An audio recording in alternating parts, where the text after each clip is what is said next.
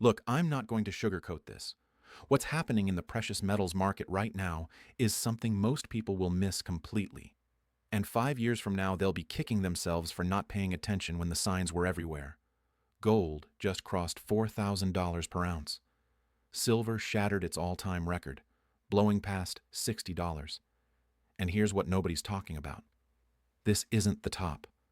This is the beginning of something much bigger.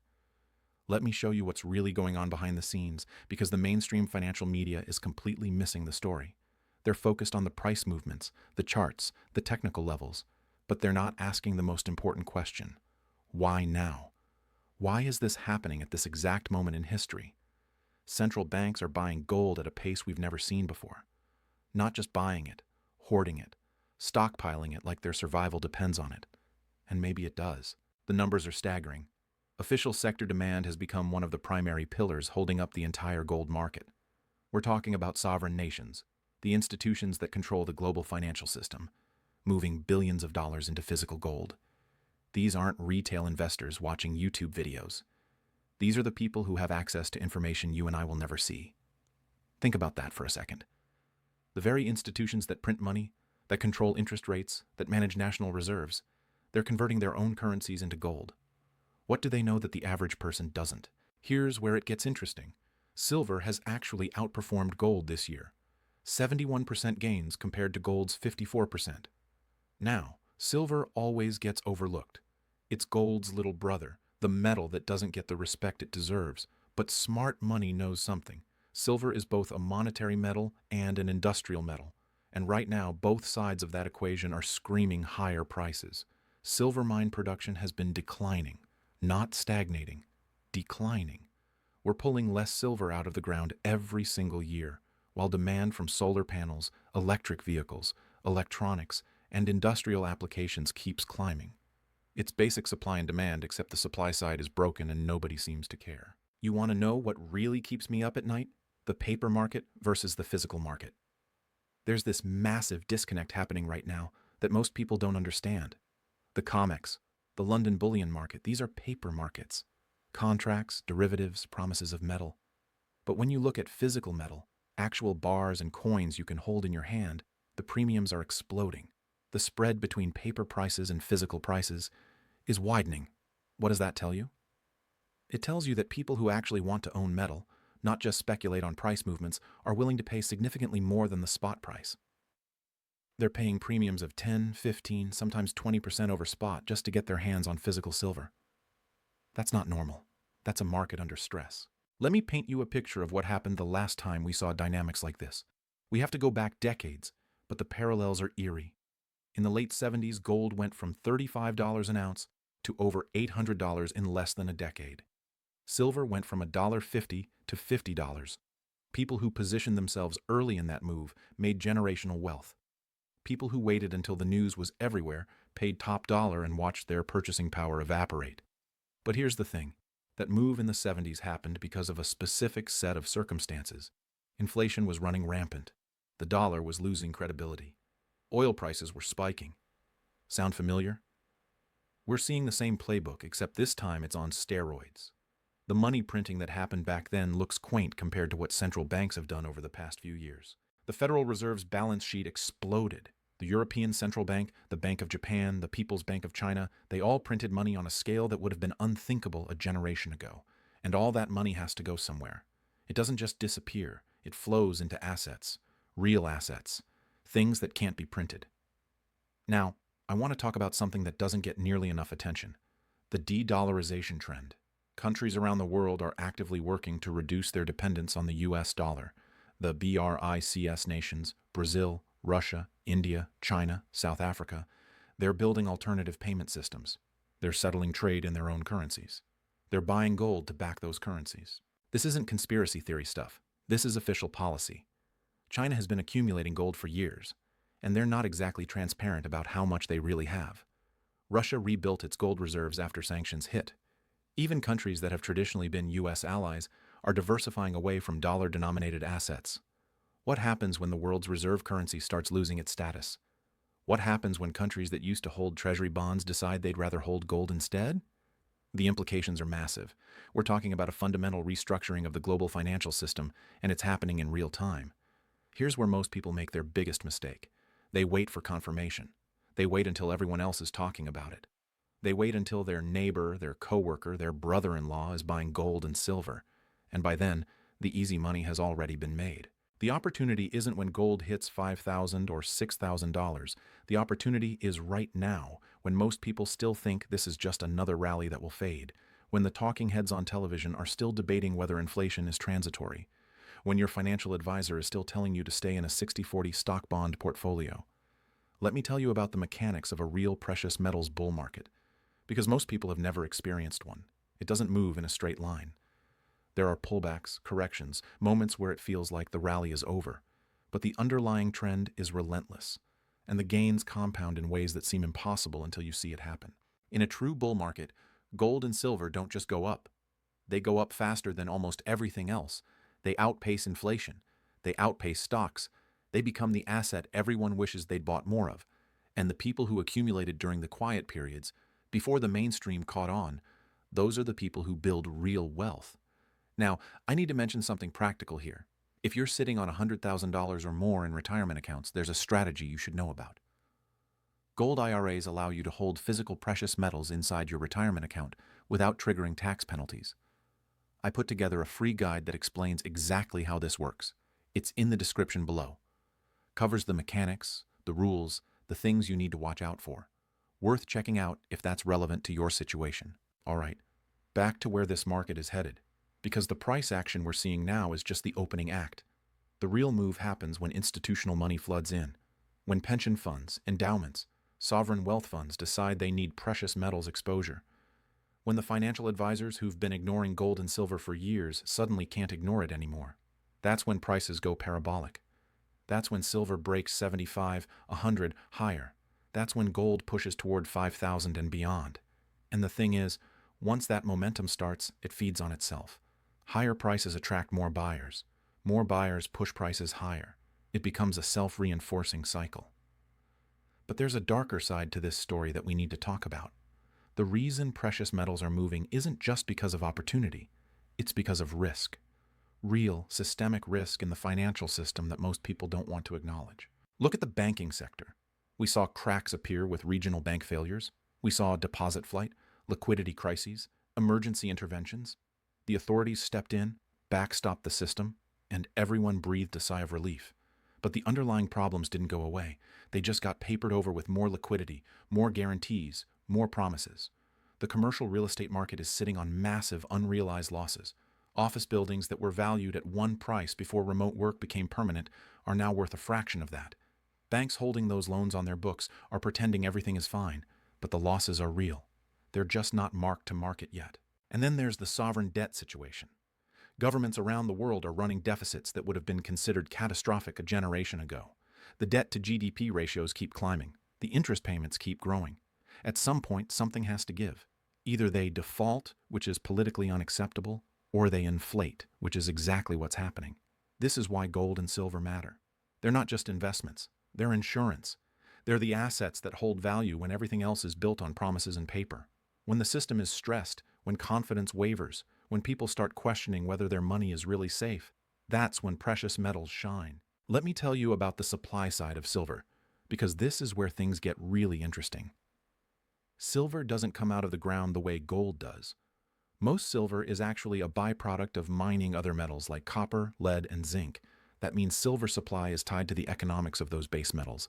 If copper prices fall and mines shut down, silver production falls too, even if silver prices are rising. We're already seeing this play out. Major silver-producing regions are dealing with declining ore grades, aging infrastructure, political instability. New mines take years to develop, and the permitting process has become increasingly difficult. Meanwhile, demand from industrial applications keeps growing. Solar panels alone are consuming hundreds of millions of ounces every year, and that demand is accelerating as countries push for renewable energy. The math doesn't work. You can't have declining supply and rising demand without higher prices. It's not a matter of if, it's a matter of when. And the longer the imbalance persists, the more violent the price adjustment will be when it comes. Now let's talk about the elephant in the room, the paper market manipulation that's been going on for years. I'm not going to get into conspiracy theories, but the facts are undeniable. Large commercial banks have been fined hundreds of millions of dollars for spoofing precious metals markets. That's not speculation. That's documented, proven, settled in court. These institutions would place massive sell orders with no intention of executing them, just to push prices down. They'd accumulate short positions, then flood the market with paper contracts to trigger stop losses and create cascading selling. It's been going on for so long that people just accepted it as normal. But here's what's changing. The physical market is starting to overwhelm the paper market. When buyers want actual metal, not just contracts, the paper games don't work anymore. You can't deliver paper silver to a solar panel manufacturer. You can't settle a central bank's gold purchase with a futures contract. Physical demand is breaking the manipulation. This is why the premiums on physical metal have exploded. This is why delivery delays are stretching out. This is why mints around the world can't keep up with demand. The paper market says one thing, but the physical market is telling a completely different story. And here's the kicker. The amount of paper claims on physical metal is staggering. For every ounce of physical silver in COMEX warehouses, there are dozens, maybe hundreds of paper claims. It's a fractional reserve system, just like banking. It works fine as long as everyone doesn't ask for their metal at the same time. But what happens when they do? We've seen glimpses of this. There have been moments when the spread between paper and physical blew out to unprecedented levels, when premiums spiked, when delivery delays stretched from weeks to months. Each time, the authorities stepped in, the banks provided liquidity, and the crisis passed. But each time, the underlying stress in the system grew worse. Think about what happened in the nickel market a few years back. Prices went parabolic, short sellers got squeezed, and the London Metal Exchange literally canceled trades and shut down the market. They rewrote the rules in the middle of the game to bail out the losing side. If they'll do that with nickel, what do you think they'll do if the gold and silver markets start to break? This is why you need to own physical metal, not just paper exposure, not ETFs that hold metal on your behalf, not mining stocks that give you leverage to the price, actual physical gold and silver that you control. Because when the system is under stress, when rules are being rewritten, when markets are being manipulated, the only thing you can truly count on is what you physically possess. Let me paint you a scenario. Imagine we're 5 years from now. Gold is trading at $7,000 an ounce. Silver is at $150. The dollar has lost another 30% of its purchasing power. Inflation is entrenched. Interest rates are higher, but still negative in real terms. The stock market has gone nowhere for years, just chopping sideways while being eroded by inflation. The people who bought gold and silver back when everyone thought they were crazy, they're sitting pretty. Their purchasing power is preserved. They can still afford the same lifestyle. They can still retire with dignity. Meanwhile, the people who stayed in cash, who trusted the system, who believed their financial advisor when he said precious metals were a barbarous relic, they're struggling. Their savings buy less. Their retirement is delayed. Their standard of living has declined. This isn't fear-mongering. This is pattern recognition. This is what happens every single time in history when governments print too much money, when debt gets too high, when the financial system becomes too fragile. The specifics change, but the outcome is always the same. Hard assets win, paper assets lose, and the people who see it coming early are the ones who protect themselves. Now, I want to address something that stops a lot of people from taking action. They look at the current price of gold and silver and think they've already missed it. They see gold at $4,000 and think, it's too expensive now. I should have bought it when it was cheaper. But that's the wrong way to think about it. The question isn't whether gold is expensive compared to where it was. The question is whether gold is expensive compared to where it's going. If gold is headed to $6,000, $8,000, $10,000, then $4,000 is cheap. If silver is headed to $100 or more, then $60 is a bargain. And here's the thing about precious metals. They're not like stocks where you're trying to pick the next Amazon. You're not trying to time the perfect entry point. You're building a position over time. You're accumulating during the early stages of a bull market. You're dollar cost averaging into an asset class that's going to preserve your wealth over the long term. The people who made the most money in the last gold bull market weren't the ones who timed the bottom perfectly. They were the ones who started buying early and kept buying as the trend developed. They understood that the opportunity wasn't about catching the exact low. It was about being positioned before the mainstream figured it out. And we're still early. I know it doesn't feel that way when you see headlines about record prices, but trust me, we're early. When your dentist is talking about his gold portfolio, when your Uber driver is buying silver coins, When every financial advisor in the country is recommending precious metals, that's when we're late. We're nowhere near that point yet.